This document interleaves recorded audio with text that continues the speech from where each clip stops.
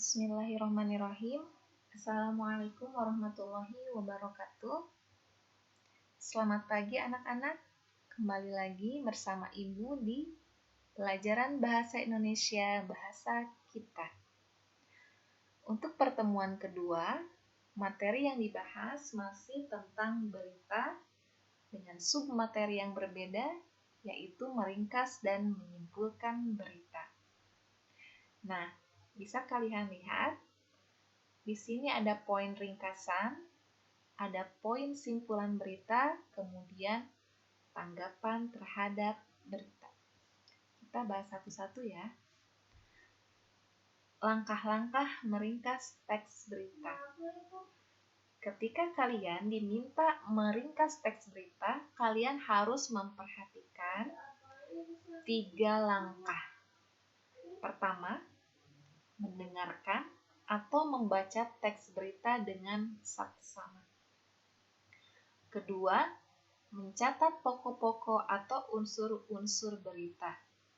Ada istilah 5W 1H atau Ibu pernah menjelaskan dengan istilah adik simba. Apa beritanya? Di mana peristiwanya? Kapan terjadinya? Siapa saja pelakunya? Mengapa bisa terjadi? Bagaimana penyelesaiannya? Adik simba. Nah, terakhir adalah menyampaikan kembali pokok-pokok atau unsur-unsur berita secara lengkap dan ringkas. Nah, ketika kalian sudah melewati ketiga langkah, maka simpulan pun bisa didapatkan. Nah, simpulan harus memuat unsur-unsur berita dengan rumusan yang lebih ringkas.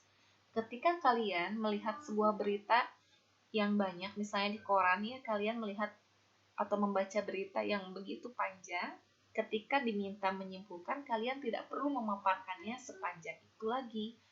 Kalian berpacu pada rumus adik simba.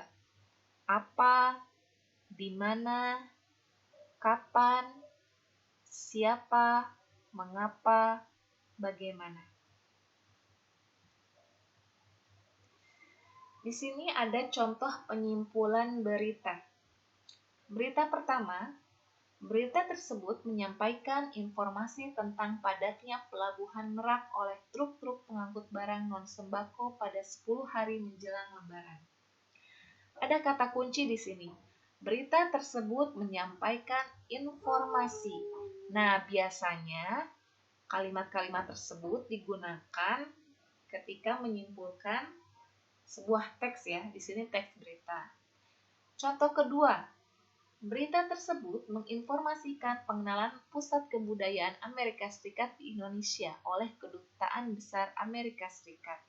Pengenalan dilaksanakan di Pusat Perbelanjaan Pacific Place di Bilangan Senayan, Jakarta Selatan. Ada kata kunci juga, berita tersebut menginformasikan, nah ini ya, 2 kata kunci yang bisa dilihat di poin A dan poin B. Nah, di sini ada gambar, kalian bisa lihat dengan jelas kesimpulan sebuah berita didapatkan dengan mencatat pokoknya. Apa judul beritanya? Siapa pelaku di dalam berita tersebut? Di mana kejadian peristiwa tersebut? Kapan terjadinya? Mengapa bisa terjadi dan bagaimana proses terjadinya kejadian tersebut?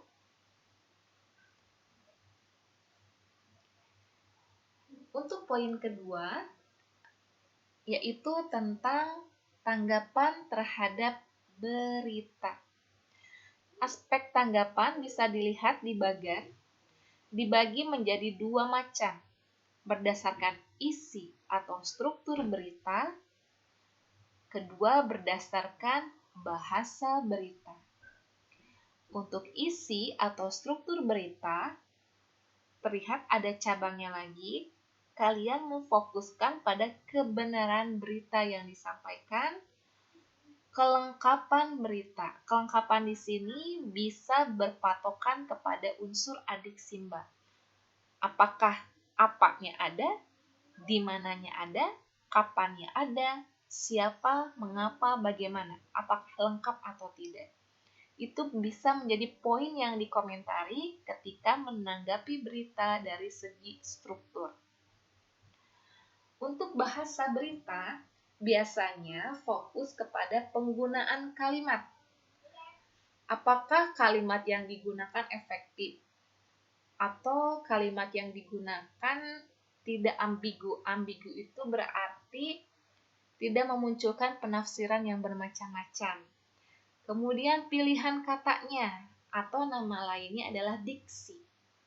Pilihan katanya sesuai atau tidak.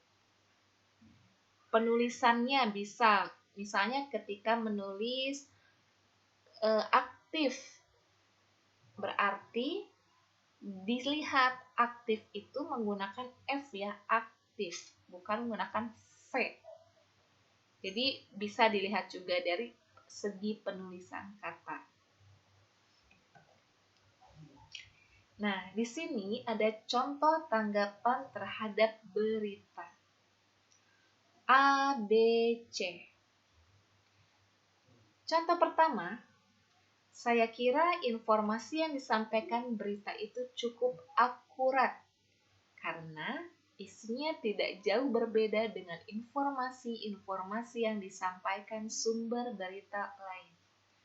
Untuk contoh tanggapan pertama, Ibu sudah memberi kata kunci di sini. Berita itu cukup akurat, berarti di sana merupakan tanggapan terhadap isi. Akurat itu berarti benar. Beritanya itu tidak mengada-ngada. Ya. Kemudian poin kedua, informasi yang disampaikan berita tadi malam masih diragukan kebenarannya. Setelah saya cross-check dengan berita dari sumber lainnya, ada yang berbeda, terutama di dalam penyampaian informasi jumlah korban. Jumlah korban tidak sebanyak dengan yang diinformasikan dalam berita itu. Ibu sudah memberi tanda di sini. Ada kalimat yang diberi garis biru, ini adalah kata kunci atau kalimat kunci. Masih diragukan kebenarannya, berarti ini tanggapan terhadap isi. Kemudian contoh terakhir adalah bahasa yang disampaikan berita itu cukup jelas. Sebagai pendengar, mudah untuk memahami informasi yang disampaikan penyampai berita. Nah, ini sangat jelas ya anak-anak, bisa dilihat. Di sini ada kalimat yang digarisbawahi. Bahasa yang disampaikan. Berarti tanggapannya kaitannya dengan bahasa. Oke, untuk pertemuan keempat, itu saja yang bisa Ibu sampaikan. Semoga bermanfaat. Dan ada satu lagi video yang sama yang Ibu berikan, masih tentang materi meringkas dan menyimpulkan berita. Jika ada yang ditanyakan, kalian boleh komen di link YouTube yang Ibu bagikan. Oke? Wassalamualaikum warahmatullahi wabarakatuh.